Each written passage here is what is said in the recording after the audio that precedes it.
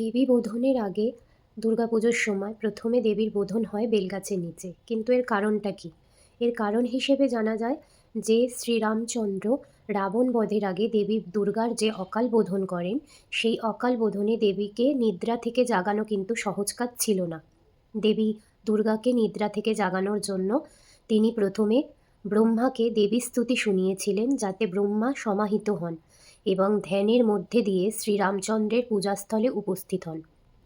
এবার যখন তিনি পুজোর জায়গায় শ্রীরামচন্দ্রের এলেন, তখন দেখলেন যে সমুদ্রের বালুতটের বাইরে একটি বনের মধ্যে একটি কাঁটাওলা বেলগাছের নিচে ৮-১০ বছরের একটি বালিকা ঘুরে বেড়াচ্ছে। সেটা দেখে তো ব্রহ্মা চিনতে পারলেন যে এটি দেবী গৌরী।